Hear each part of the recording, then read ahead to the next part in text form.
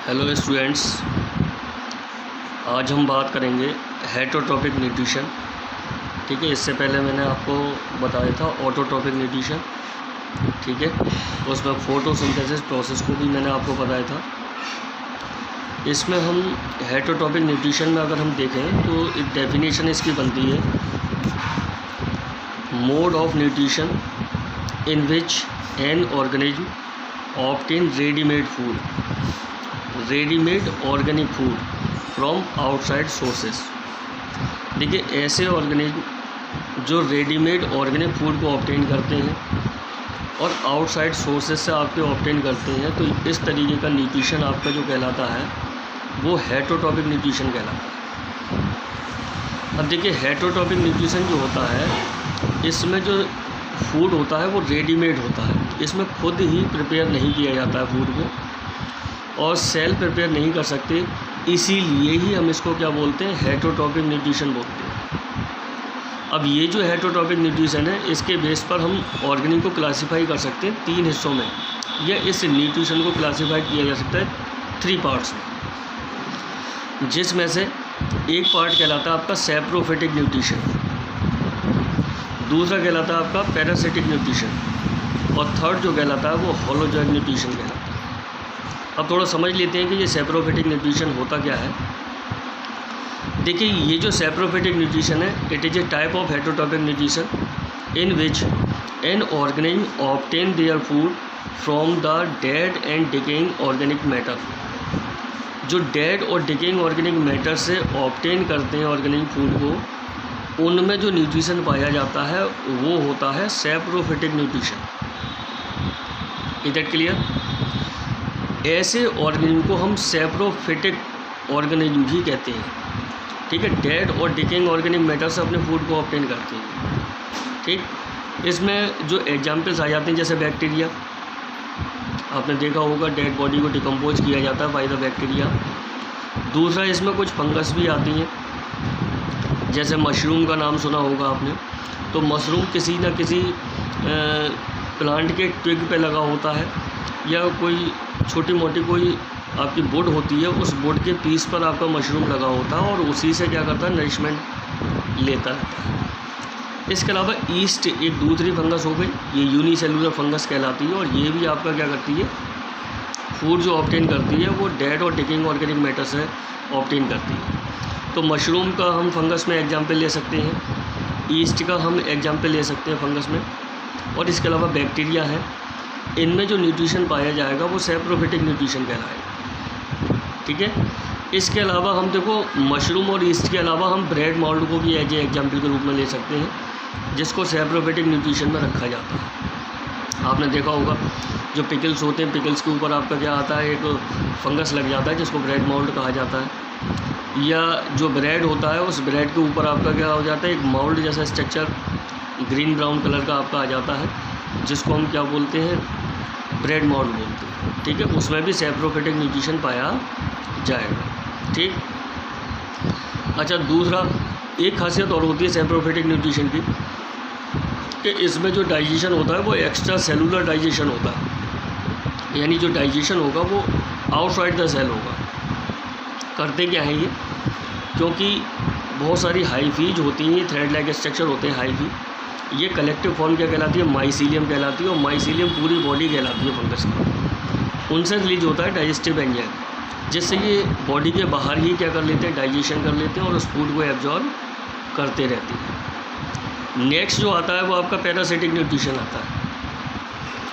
Parasitic nutrition में जो host होता है जिससे ये फूड को ऑब्टेन करेंगे ऑर्गेनिज्म, वो लिविंग माना जाता है। तो हम कह सकते हैं it is a type of heterotrophic nutrition in which an organism obtain their food from the living host. अब ये बात अलग है कि उस होस्ट के बॉडी के अंदर से ये फूड को ऑब्टेन करें या बॉडी के बाहर से फूड को ऑब्टेन करें। तो अगर बॉडी के आउटसाइड पार्ट से अगर ये फूड को ऑब्टेन करते हैं तो इनको बोलते हैं एक्टोपैरासाइट ऑर्गेनिज्म। ठीक है, और जो ऑर्गेनिज्म बॉडी के इनसाइड पोर्शन से फूड को ऑब्टेन करते हैं उसको बोलते हैं एंडोपैरासाइट। क्लियर?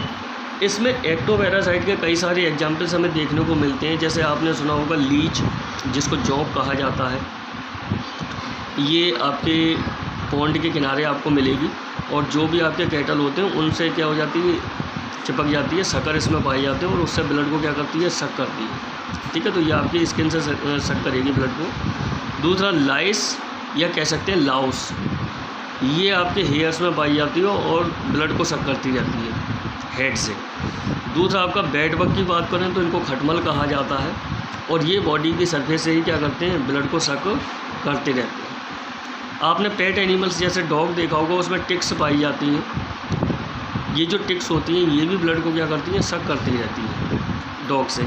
ठीक, प्लांट में अगर हम देखें तो प्लांट में एक टोटल पैरासाइट आता है जिसको हम बोलते हैं कस्क्यूटा, ये इसको अमरवेल कहा जाता है। ये प्लांट के एक्सटर्नल साइड से लगता है, येलो कलर का ये प्लांट होता है, ग्रीन कलर का नहीं होता, और ये अपने होस्ट प्लांट से नरिशमेंट लेता रहता है।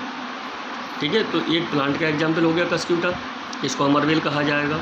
बाकी ये एनिमल्स के एग्जाम्पल हैं, जिसमें लीच है, लाइस है, बेड बग है, टिक्स है, ये सारे के सारे एक्टोपैरासाइट के एग्जाम्पल्स होंगे। ठीक है, आउटर सरफेस से क्या करते हैं, फूड को ऑब्टेन करते रहते हैं लिविंग होस्ट। एंडोपैरासाइट की बात करें तो एंडोपैरासाइट बॉडी के अंदर से फूड को क्या करते हैं, ऑब्टेन करते हैं। जैसे प्लाज्मोडियम आपने सुना होगा, ये मलेरिया पैरासाइट होता है जो बॉडी के अंदर से नरिशमेंट लेता है। दूसरा आपने नाम सुना होगा टेपवर्म, ये टेपवर्म भी आपका क्या करता है, बॉडी के इंटेस्टाइन वाले रीजन में ये पाया जाता है और वहीं से नरिशमेंट प्रोवाइड होता रहता है इसको, ये अपना नरिशमेंट लेता रहता है। इसका होस्ट भी कैसा होता है, लिविंग होता है। अब हम बात करते हैं एस्केरिस, ये भी हमारी इंटेस्टाइनल रीजन में पाया जाता है। ठीक है, मोड ऑफ स्प्रेड अगर हम देखें तो देखो, ये आपका मिट्टी के जरिए हमारी बॉडी में पहुंचता है, खाने पीने की चीज़ों से हमारी बॉडी के अंदर पहुंचता रहता है, और ये सारे के सारे एनिमल बॉडी के इनर साइड से क्या करते हैं, अपने फूड को लेते रहते हैं, इसलिए इनको क्लासीफाइड किया गया है एंडोपैरासाइट। इधर क्लियर? तो समझ गए होगे, पैरासाइटिक न्यूट्रिशन वो न्यूट्रिशन होता है जिसमें कोई भी ऑर्गेनिज्म अपने लिविंग होस्ट से नरिशमेंट लेगा। अगर लिविंग होस्ट की सरफेस से, आउटर सरफेस से अगर फूड को लेता है तो एक्टोपैरासाइट, और अंदर की साइड से अगर फूड को लेता है तो इसको एंडोपैरासाइट कहा जाता है। नेक्स्ट आता है होलोजॉइक न्यूट्रिशन। देखिए, होलोजॉइक न्यूट्रिशन के एग्जांपल्स हैं अमीबा, पैरामीशियम, ये सब दोनों आपकी यूकैरियोटिक सेल होती हैं। इसके अलावा ह्यूमन या अदर मैमल्स हो गए जिसमें होलोजॉइक न्यूट्रिशन पाया जाएगा। क्लियर है? लेकिन ये जो होलोजॉइक न्यूट्रिशन है, इसमें जो फूड लिया जाएगा वो होल फूड लिया जाएगा, सॉलिड और लिक्विड दोनों तरीके का फूड ऑब्टेन करते हैं। इसमें अगर हम देखें तो 5 स्टेप आपके इंक्लूड होते हैं जो होलोजॉइक न्यूट्रिशन में आते हैं। ये 5 स्टेप में कंप्लीट होता है। ये स्टेप क्या है? इंजेशन। इंजेशन का मीनिंग हो गया इनटेक ऑफ फूड, फूड को इनटेक करना। डाइजेशन सेकंड स्टेप है, इसमें कॉम्प्लेक्स फूड को सिंपल फॉर्म में चेंज किया जाता है with the help of enzyme. ठीक है, तो ये आपके कॉम्प्लेक्स फॉर्म से सिंपल फॉर्म में फूड को ब्रेक डाउन होना ही क्या कहलाता है? डाइजेशन कहलाता है। उसके बाद जो नेक्स्ट आता है वो कहलाता है एब्जॉर्प्शन। ठीक है, हमारी जो डाइजेस्टिव ट्रैक्ट होती है वो उस डाइजेस्टेड हुए फूड को क्या करती है? एब्जॉर्ब कर लेती है, और इस प्रोसीजर को एब्जॉर्प्शन कहा जाता है। तो डाइजेस्टिव ट्रैक्ट के जरिए जो डाइजेस्टेड फूड होता है उसको एब्जॉर्ब करना ही क्या कहलाएगा? एब्जॉर्प्शन कहलाएगा। एसिमिलेशन, ये जो आपका एब्जॉर्ब फूड होता है, इस एब्जॉर्ब फूड से ही सेल का प्रोटोप्लाज्म की फॉर्मेशन हो जाना ही क्या कहलाता है? एसिमिलेशन कहलाता है। एसिमिलेशन का मीनिंग हो गया कि जो डाइजेस्टेड फूड है उससे प्रोटोप्लाज्म की फॉर्मेशन हो जाना क्या कहलाएगा? एसिमिलेशन कहलाएगा। एजेशन की बात करें तो एजेशन एक ऐसा प्रोसेस होता है जिसमें अनडाइजेस्टेड फूड को बॉडी से बाहर किया जाएगा। ठीक है, remove the undigested food from the body. ये जो 5 स्टेप है, इन 5 स्टेप के जरिए ही आपका होलोजॉइक न्यूट्रिशन कंप्लीट होता है। अब ये आपका जो न्यूट्रिशन पाया जाता है, मैंने आपको बताया ऊपर ही, एक तो अमीबा का आप एग्जाम्पल ले सकते हैं। ठीक है, दूसरा पैरामीशियम जो होता है, उस पैरामीशियम में आपका क्या होता है? होलोजॉइक न्यूट्रिशन पाया जाएगा। इसके अलावा हम अपने अंदर देख सकते हैं, यानी ह्यूमन के अंदर भी आपका क्या पाया जाता है? होलोजॉइक न्यूट्रिशन पाया जाता है। इसके अलावा अदर जो मैमल होते हैं या हायर ऑर्गेनिज्म होते हैं, उन सभी में होलोजॉइक न्यूट्रिशन आपका क्या होता है? परफॉर्म किया जाता है। होलोजॉइक न्यूट्रिशन कंपलसरी है, 5 स्टेप में ही कंप्लीट होगा। जिसमें फर्स्ट स्टेप इंजेक्शन, दूसरा digestion, third absorption, fourth assimilation और फिफ्थ एजेशन कहलाएगा। ये नेसेसरी कंडीशन है, ये नेसेसरी आपके स्टेप्स होती हैं जो होलोजॉइंट न्यूट्रिशन में पाए जाते हैं। आज के लिए स्टूडेंट इतना, बाकी हम कल बात करेंगे। Okay, thanks.